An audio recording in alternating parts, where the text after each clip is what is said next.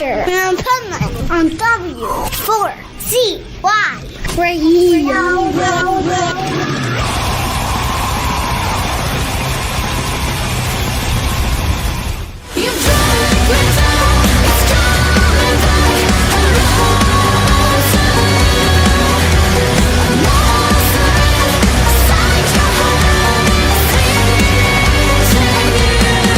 This is the Pipeman here on the Adventures of Pipeman, W4CY Radio, and I'm excited about our next guest, who is on the way other side of the pond,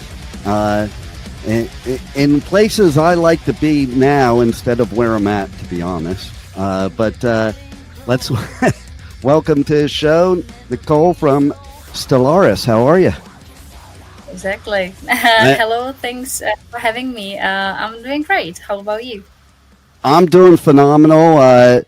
I have been to your country once, absolutely loved it, and I was road tripping through Europe, and when I drove over that bridge from Czech Republic over to Germany, and it was like there was like a blizzard going on, and the wind was really strong. It was probably one of the scariest bridges of my life. And I've been through a lot of them. Like my car moved over a whole lane without me doing anything. It was wild. Yeah. So I just have to say, your music is so badass. And I know you've played a lot of European festivals, but I didn't see in the list of one of the ones that I love to cover, and I do every year, Hellfest. And I think you guys definitely belong in Hellfest, so I'm just putting it out there.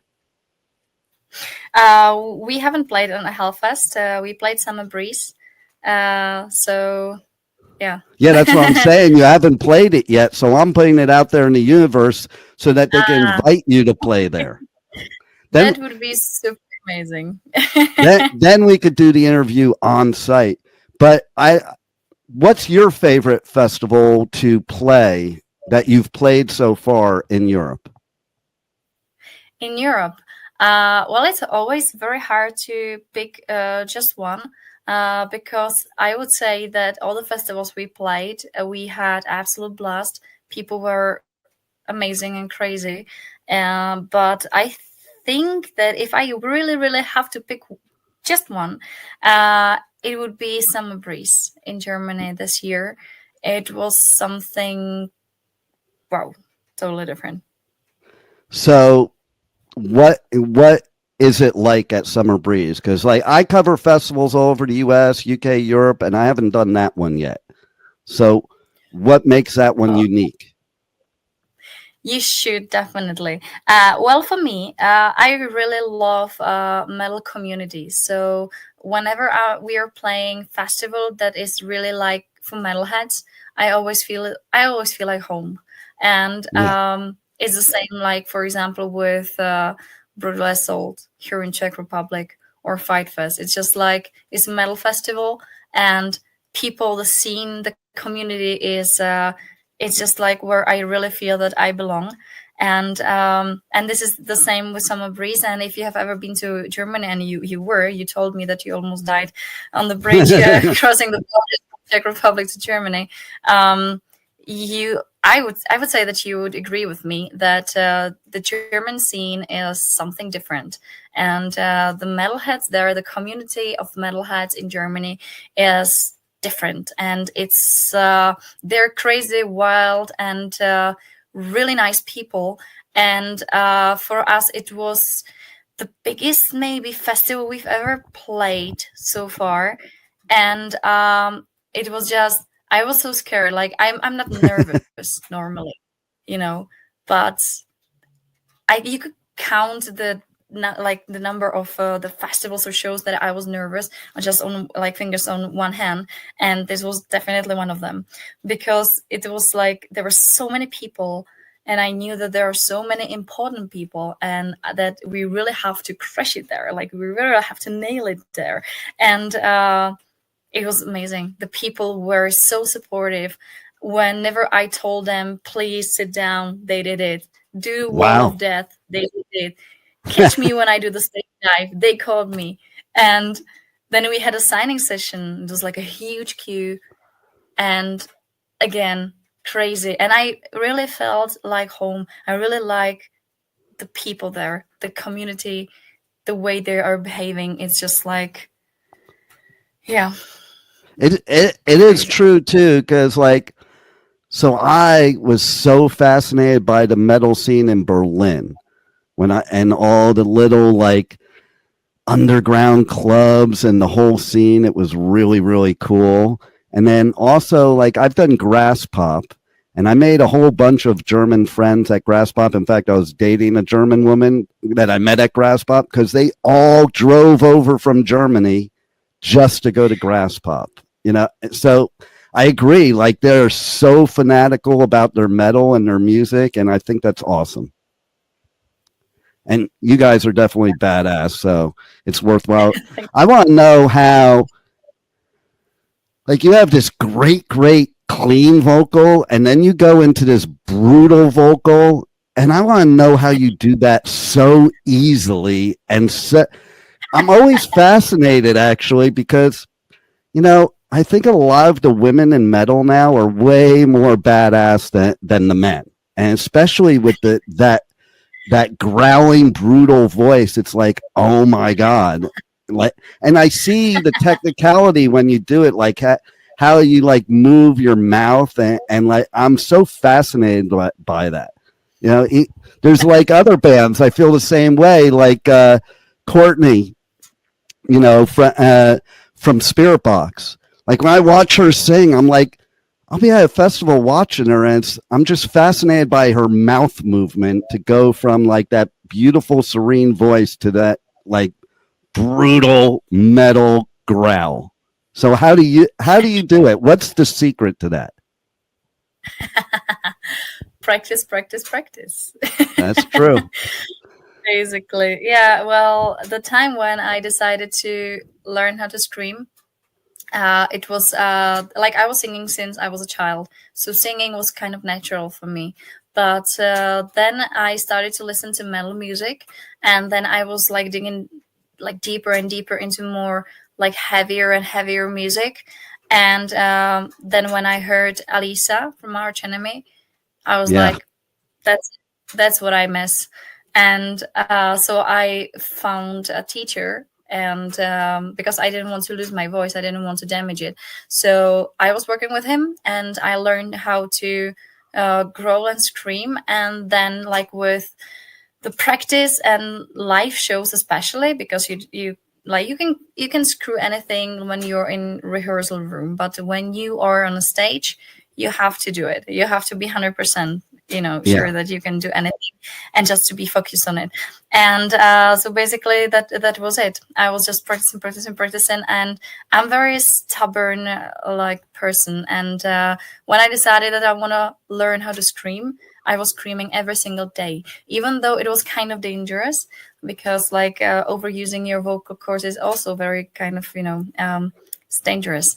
But I was like, okay, it's just like I don't have time. I have to learn it as quick as possible. So that was how I learned it, basically. And that's really smart that at least you learn how to do it properly. Because like when I was a teenager, I sang thrash metal, and I thrashed my voice because we didn't know how to do that stuff. So you just like would scream like you were screaming in a fight, and then you couldn't even make it through a show. So that's why it always amazes me when somebody could like scream like that and still make it through a show. I was so afraid that I will lose my voice during the first shows we did. And I was afraid that it will happen to me, and that something like this happen. And like, I couldn't imagine myself like that this would be me, that I would lose my voice. So I really learned how to do it properly, like with a proper technique, which is, I would say, essential, like when you do this. And the key, like for me, not to lose the voice and just to be like brilliant in your technique, is that you really have to control your emotions. and it was Oh, there something you that go. I was badly, yeah, it was struggling like with this at the beginning because everything was new, and I was really like, okay, and I'm going to show you how I scream and how angry I am and how metal I am, and it was dangerous because whenever I was like this, then I was just like screaming through my throat, and I was like, and it hurt me. It hurt me so bad, Yeah. and then I learned how to just have these emotions, but to have them under control, so I could sing and scream through the whole set and in the studio and everywhere. And right now I know like what to do, but it took some time. Well, yeah. I mean, you've obviously worked hard at it, because if you didn't, you wouldn't be able to sing right now, for sure. And what was that one moment in time where you got exposed to metal? What band was it, and how did it happen? So the first time I heard metal, like music, or Yeah, exactly. I would say it was like when I was like very small, because my dad is a metalhead, so he had all the CDs with Ozzy Osbourne, Black Sabbath, Metallica, Slayer, all those bands. So he was listening to metal music and he introduced me to this. But my mom, she's a fan of pop music, so she was like, okay, I would like you to sing, but let's sing something like poppy. And so she tried to just to bring some colorful clothes on me and just like to be this girly girl, and I have never been such a girl. So now I'm just like, I'm sorry, mom. I promised her I promised her on our first EP and then the full length album that one song I'm not screaming at all. One song, that's it. So every time she's complaining, I'm just telling her, take a look at these two songs we have. No screaming. This is for you. That's it. So yeah, when I was a child, my dad introduced me to metal. Nice. What was the first band you heard? Do you even remember? No, but I remember those CDs and everything. So I would say maybe Ozzy Osbourne was the first one I heard, but I'm not sure. I'm not really sure. I think that's true for a lot of us, actually. You know, I remember for me, I was in like 7th grade, and somebody this friend I met, he had this album. It was black with white writing and the S's in red, which was Sabbath. We sold our souls for rock and roll, and I right then and there I was like, oh my God, this is amazing, you know.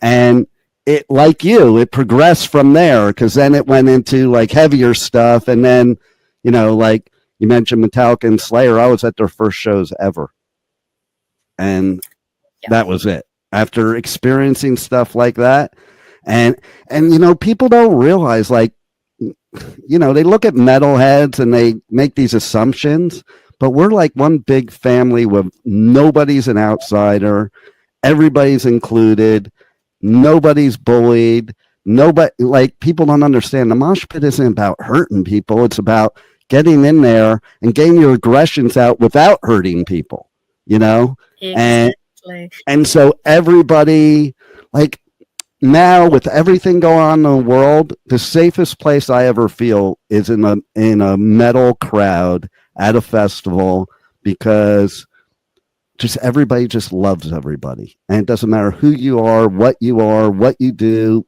Nothing else matters. We're just one big community. I can't agree more.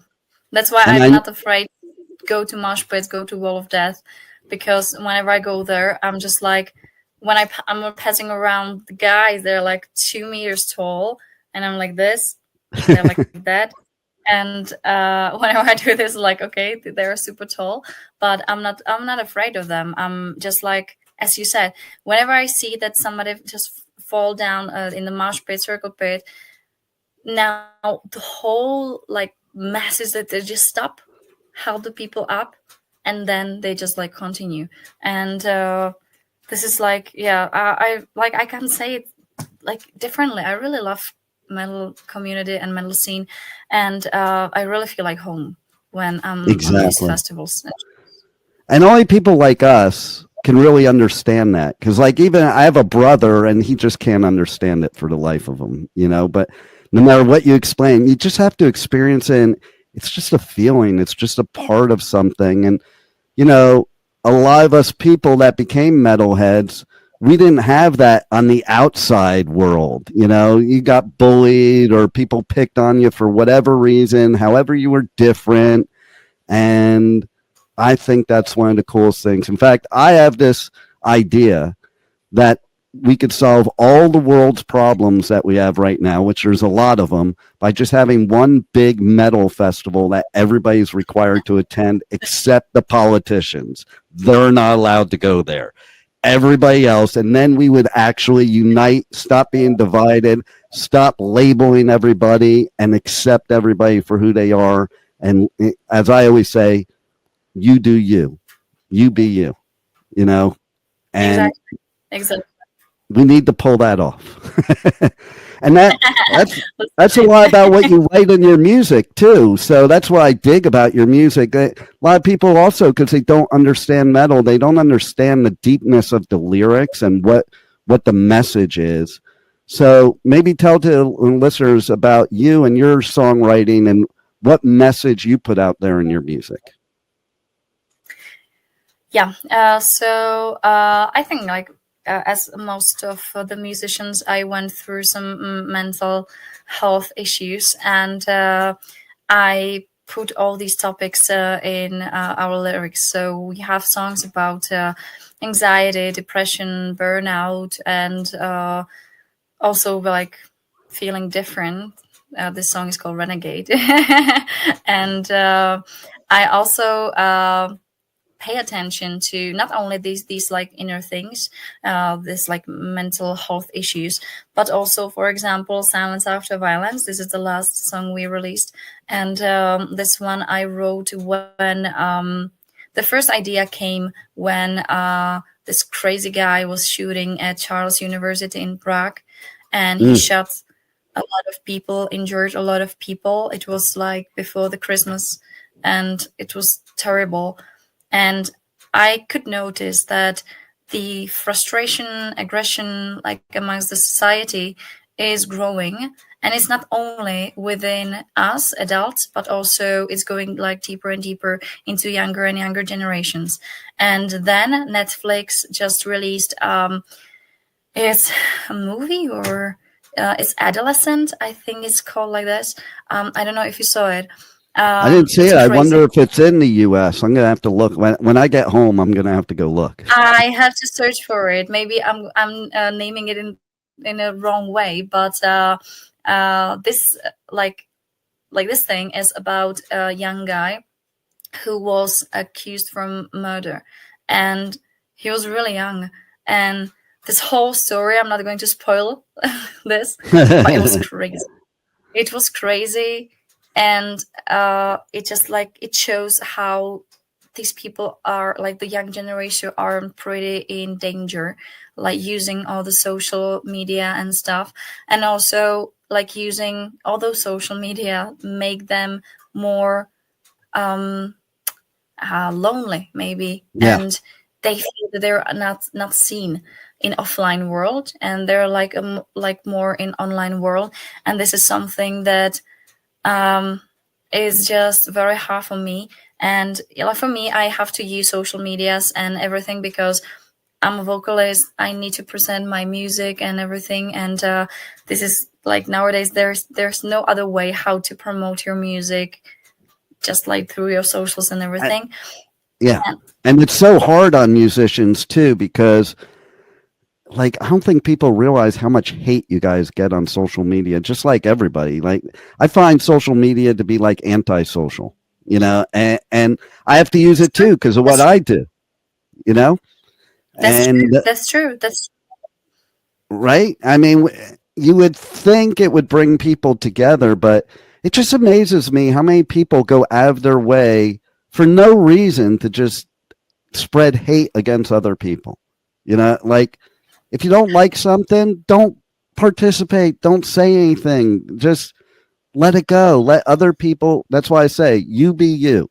Like most of these things that people complain about, especially in my country, and get angry about and attack about, doesn't affect their life in any way, shape, or form. And that's the part that blows my mind. Like we have it, as you probably know, pretty bad here right now with the division and the hate. And, it's just like, it's the oldest trick in the book, divide and conquer. Like we should love each other for our differences, not because we're the same. I wrote a song called Divided. That's basically what you are talking about. Totally. And I also have to say that I'm glad you write about those things, because there's a lot of these haters out there who say, oh, musicians should just stick to singing songs and not. Like, have you studied the history of music? It has always been a voice from a platform for these type of things. That music is some of the best therapy there is for you, the artist, and for me, the listener. No, you shouldn't not sing about these things. You should sing about these things so other people don't feel so alone, because they're experiencing a lot of those things. And when you sing about it, it lets them know they're not alone. That's my viewpoint. I totally agree with you. And I do have to say, you talked about Silence After Violence. That song is so freaking badass. Like that is truly metal. And I think people not only need to listen to it, but read the lyrics, because that's another thing with metal. People that aren't metalheads, they listen to metal and they don't know what the words are, and they think it's like violent and aggressive and, death and destruction. And a lot of times it's the exact opposite. Slayer was a perfect example of that, because everybody thought, oh, they're devil worshippers and it's about death and destruction. No, like Jeff Hanneman wrote about World War II. A lot of the songs were about World War II. He was a history buff. Ozzy was a history buff. Like, these are things to educate people, not to make them violent or aggressive. And to, like I said before, to let people know they're part of something and they're not alone in what they're experiencing. Because I think that's probably the worst feeling, when you're alone in what you're experiencing or think you are. If you have a support system, then you can realize there's nothing really wrong with you. You just have things that you're experiencing that other people are experiencing as well, and everybody can help each other that way.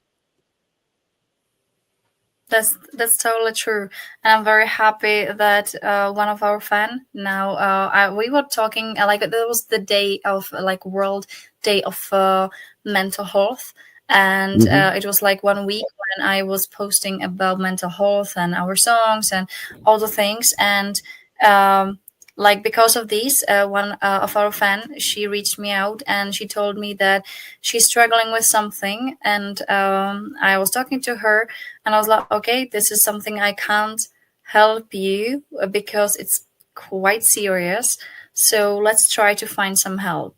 You can't, okay, let's try to search for something where you can just even call somebody, that you don't have to feel alone. And then I was talking to her about it, and I found some people who are offering like the first help on the phone, and it's for free. So I told her, please, tomorrow call them, just try to talk about this thing. You don't have to be alone.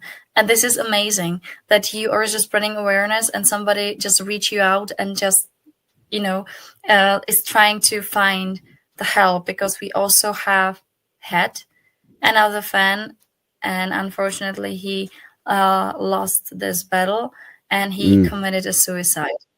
And it was also the thing that when I realized that I have to now we are going to release EP, so the next thing should be album, and I'm definitely going to sing about these things even more because I really feel that people, as you said, feel that they are alone in this Yeah. shit. And think about it, like, it doesn't matter who you are, because look at Chris Cornell and Chester Bennington, like Taylor Hawkins, all these people. You look at them, and it happens to a lot of musicians. They look at them and like, oh, you have the dream life, but they don't know the dark side either, those people, and, maybe those people, and I know definitely, they feel alone too. And you think, how could they feel alone? But you have to walk in somebody's shoes to really understand that. Totally true. So thank God for people like you that are spreading the message, because, unfortunately, the one that did take their life, that's horrible. But how many people did not, because of what message you have in your music? That's what I think of. There's probably quite a few, even the ones you don't know about. Yeah, that's definitely true. And I always said that even if the music would save just one life, then I won. There you go. Then I did a good thing. I love it. And so tell us more about the new EP. It drops on November 7th, Shatter and Bloom. I love that name. I know exactly what it means just by the name, and that's what I love about it. Yeah. So this EP, so whenever we released anything, the first EP was Upside Down, the second album it was Persistence, and now it's Shatter and Bloom. And I'm always trying to figure out like how to name the thing according to the songs and also the situations and everything I've been through when I did these songs, when I wrote them. And I was thinking about this because last year it was kind of challenging for me. And Monster is about toxic relationships, and it's not only about your partner. It can also be colleague, friend, anybody who's pretty toxic for you. And unfortunately, I went through it last year, and it was very challenging for me and for my mental health. So I decided to put all the aggression and all the frustration I had into this song. And I was happy that some people reached me out after we released it, and they told me like, okay, I've been through this shit as well. I'm very happy that you brought this to light and that you're talking about it, singing about it. So and then time's up again, frustration, hate, anger. Even though this story didn't happen to me, it happened to one person that I really care about and care for. And it's like I felt it really personally when this one guy hurt this person that I really like. And I was like, and it's again, offline world, online world. This guy, he doesn't know how to live in offline world. He knows how to live online. He did terrible things, and I had to put it into music. And then we started to compose with our current guitarist and Shatter and Bloom and Silence After Violence. We did it together, and this is something, especially Shatter and Bloom, I would say it's a spark of hope that something new is just blooming, and it's just some that you have to really shatter out, destroy something that it's not working. But what I mean with like destroy, it's like to burn it to the fucking ground. Yes, I agree. Ashes, and then just have something nice and new bloom from this. Because I really tried in my life and in a band, I really tried to do compromises. I really tried to understand everybody and just like, okay, let's do it this way. Oh, you can't, and blah, blah, blah. No. You always have to think, like, now it's going to sound very bad, but I think you would understand it. You always have to think about yourself first, because if you're not happy, if you are not okay, nobody else can be around you. And no doubt. And it was the time when I was like, okay, but what I want, what I would like to do, what I would like to have. And that was the breaking point when I was like, okay, that's enough. So Yeah. Shatter and Bloom. And it really, I believe it wholeheartedly. I mean, think about what you just said and think about when you get on a plane. What they tell you is like, put the oxygen mask on yourself first, not on your kid first, not on the person you're with first. And that says it all right there. And I also, besides doing radio, I'm also a motivational speaker. And a lot of people before me always said, if it's not broke, don't fix it. And I have a different thing that I teach. If it's not broke, break it. Because just what you said, you know, it's funny. My best bro since like 13, he was saying when all this stuff started going on around our country that was really bad, you know, back in like 2016. And he's like, it's funny, you're going to laugh because he said, we need to just have a civil war and burn this place to the ground. That's exactly what he said. Because it's true. Think about it. Like, I don't know if you experience it over there, but like in California, there's the wildfires. And the way you stop them from being dangerous is burning them before they catch on fire. And when you burn the hills, the stuff that grows back after you burn it is so beautiful, because I think it's kind of like, because it has a clean slate to come back beautiful. You know, if you try to take shit and make it gold, it's still going to be shit. You got to get rid of the shit and then bring the gold. And that's the thing. And yeah, I can't agree more. I was like, my whole life, I was trying to, as you said, to fix it and just try to understand it and try to understand others in, even if they were toxic, even though they did really bad things, they treated me as a shit. But I tried to fix it because I think this is something you are taught as a child, just to be good boy and good girl and be nice and be kind. Yeah, be nice and be kind. Yeah, but first to yourself and then to the others. Like, it's true, but in a slightly different way. And I totally agree with you. And that's what I basically did. I burned everything down, and now I hope now is the time for something beautiful to bloom. Well, you know what's going to be beautiful that blooms is this EP on November 7th. That's what's going to be beautiful. On vinyls. So tell everybody how they can connect to you guys on the anti-socials and how they can get to your Bandcamp, buy your merch. You got cool merch, and get the EP. Yeah, so basically we have Linktree, so you can find all the socials and everything in here. But yeah, we are on Facebook, we are on Instagram, TikTok. Merchandise you can buy on our Bandcamp, or you can just simply write a message to us. And that's it. Nice. Is there anything else you want to share with the listeners that we haven't covered already that they need to look out for?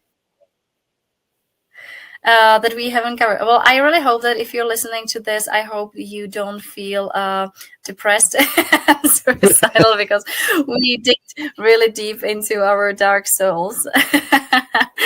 But yeah, we are super glad and super honored and happy that we can release our EP. It's going to be the third thing that we are about to release. And this is the first time we're going to have it on vinyls, which is super special. And I really look forward when these vinyls come to me and I can look at them, because I have test pressing at home, but I don't have all the cover and all the beautiful stuff in there. So I will look forward to it. And also, I have already graphics for new t-shirts that are designed for this EP. They are amazing. I really love this design, and I really hope that the fans will love the design as well. Nice. And I just thought about, okay, so there's a festival in the UK that I do coverage for that you guys definitely fit in perfectly. And again, I'm putting it out there, and I'm actually going to tell them that you guys should play there. Do you know the festival Do you know the festival Bloodstock? So that's one of my favorites. And one of the reasons it's one of my favorites, have you ever been to Bloodstock? Unfortunately not. They have this one stage, it's probably the stage you should play on, called the Sophie Lancaster stage.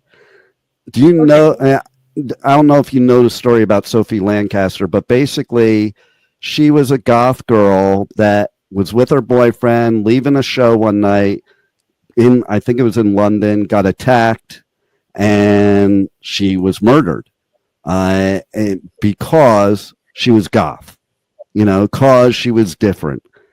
And so ever since then, Bloodstock has supported, there's an organization called the Sophie Lancaster Foundation where they raise money against this kind of stuff. And I think it's her mother that runs the organization. And Bloodstock has a stage named after it called Sophie Lancaster Stage. But they also, they're all big in the organization. And I forget which day it is, but I think it's the first or second day of the festival.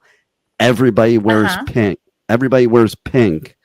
All these metalheads, like tough-ass metalheads, are all wearing pink in support of Sophie Lancaster, and spreading the message that you don't bully people just because they're different, and you don't bully people just because they're not like you, look like you. That's what's happening in my country right now. Like, it's getting worse than ever because you have the leaders making it okay to be an asshole and okay to hate and bully. And so then you have all the, cultish followers that follow along. Some of them are people I've known for years and I didn't know. That's why I'm almost thankful for some of the things going on in society today, because then you know who the real haters are, because they're showing their faces right now. And it's disgusting. And that's why we all need to band together and, kill the hate with love, because that's what the whole world needs. And that's one thing that you are providing in your music. So I love that.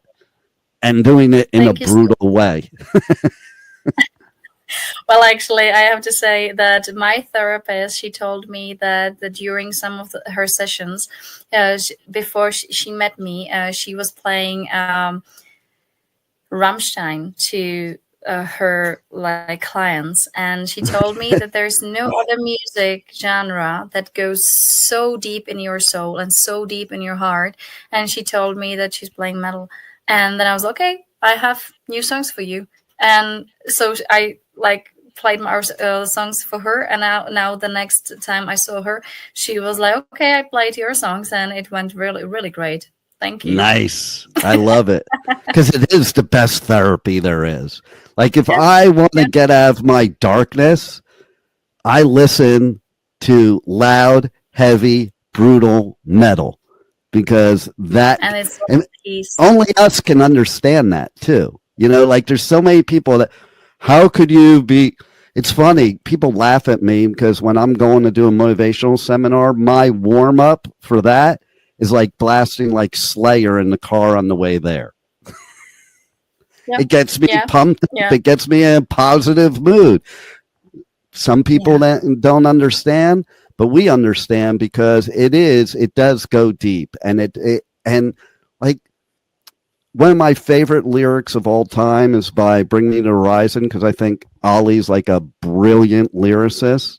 And I can't drown my demons, they know how to swim. To me, that is so brilliant, because we all have demons, we all have darkness, and that's why we need music like yours. I can't agree more. Right? I mean, first time I heard that, I'm like, oh my God, that explains it all. Exactly. Whenever I'm searching for some to be inspired by, and I'm going through their lyrics, it's always like, that's it. Exactly. So thank God that we have STELLVRIS so we can have that mental health therapy that we need. So yeah, and more is coming. there you go. And I hope to see you at festivals. And you need to come over to the U.S. and do some of the U.S. festivals. And I really hope so. I really hope so. And because of what you do and how great you are at it, anytime you need promo, I'll be here to promo you. And everybody needs to buy some merch and your album or they can't listen to my show. Thank you so much. It was really lovely to meet you, and I really hope that we can meet in person in offline world somewhere, because I think we would have a lot of things to say to each other. Absolutely. I agree, and I can't wait. And thanks for being on the Adventures of Pipeman. Thank you so much for having me. Thank you for listening to the Adventures of Pipeman on W4CY Radio.